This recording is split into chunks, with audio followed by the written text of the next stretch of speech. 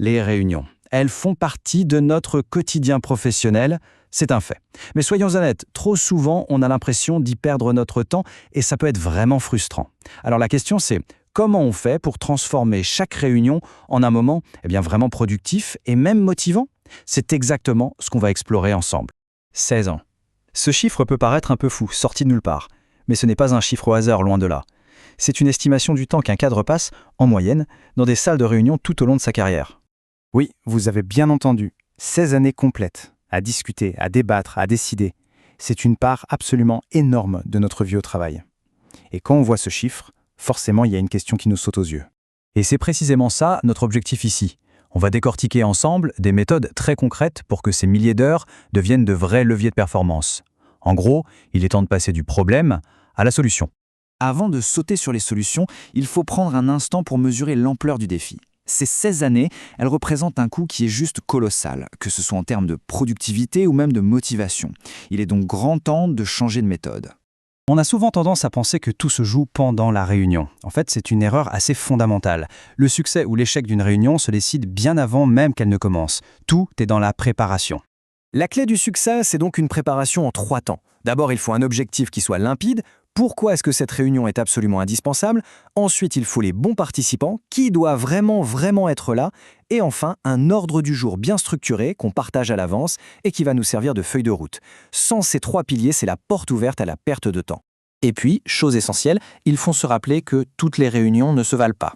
Savoir si on est là pour informer, pour résoudre un problème ou pour prendre une décision, ça change radicalement la dynamique. Une réunion d'information, par exemple, sera plutôt descendante, alors qu'une session de résolution de problème, elle, devra au contraire stimuler la créativité de tout le monde. Bon, la préparation est bouclée. Maintenant, la posture de la personne qui organise pendant la réunion est absolument cruciale. L'idée, ce n'est plus de diriger, mais de faciliter. Et ça, c'est un changement de mentalité fondamental. C'est toute la différence entre un monologue et un vrai dialogue. On oublie le vieux modèle où une personne parle et les autres écoutent passivement. L'approche participative, elle, transforme la réunion en un véritable atelier de co-construction. Le facilitateur n'est plus un expert qui sait tout, mais plutôt un chef d'orchestre qui aide le groupe à jouer sa meilleure partition. Et pour y arriver, le facilitateur doit jongler avec plusieurs casquettes en même temps. Il y a la casquette de la production, s'assurer que le groupe va bien atteindre son objectif.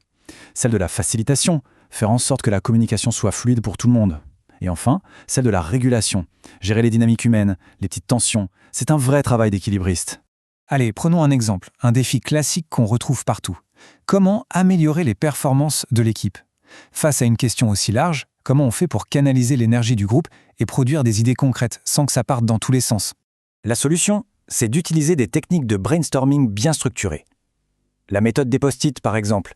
Chaque personne écrit ses idées sur des fiches, une idée par fiche, en silence. L'avantage, c'est que ça donne une chance égale à toutes les idées. Ça tempère les plus bavards et ça encourage les plus réservés. Et c'est seulement après que le groupe discute et organise toute cette matière brute. Bien sûr, une réunion, c'est un petit théâtre humain avec sa propre galerie de personnages. Un bon facilitateur doit savoir composer avec ses différentes personnalités pour que tout se passe bien et que l'harmonie règne. Ah, le bavard, on le connaît tous, n'est-ce pas? Ce passionné qui a un peu tendance à monopoliser la parole et parfois à s'éloigner du sujet.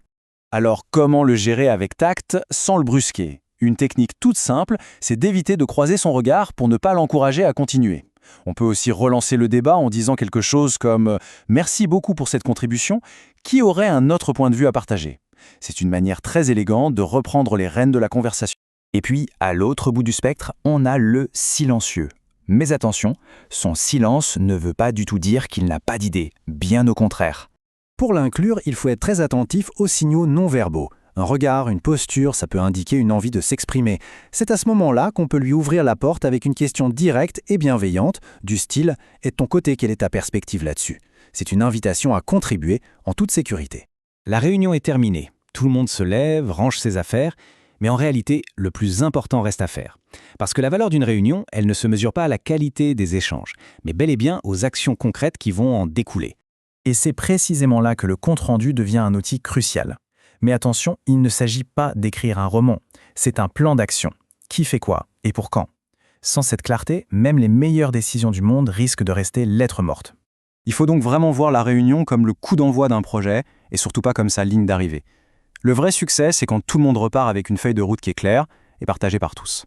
Et pour s'améliorer en continu, il y a un outil qui est juste magique, le feedback. Mais attention, pas la critique, le feedback constructif. On commence toujours par le positif. On est spécifique, on parle en son nom propre, et on se concentre sur les pistes d'amélioration. C'est un outil hyper puissant pour faire progresser toute l'équipe. Parce qu'au final, l'objectif, il est bien là. Faire des réunions un véritable moteur de collaboration. Un espace où le groupe se sent dynamique, conscient de ses forces et en pleine confiance. C'est là que la magie opère, et que ces fameuses 16 années de vie professionnelle deviennent un investissement précieux et non plus un coût. Alors, pour conclure, une dernière question à se poser. L'idée, ce n'est pas de tout révolutionner du jour au lendemain, mais en choisissant une seule, unique, petite chose à changer pour la prochaine réunion, on peut commencer à reprendre le contrôle de ce temps si précieux. Alors, quelle sera cette première étape ?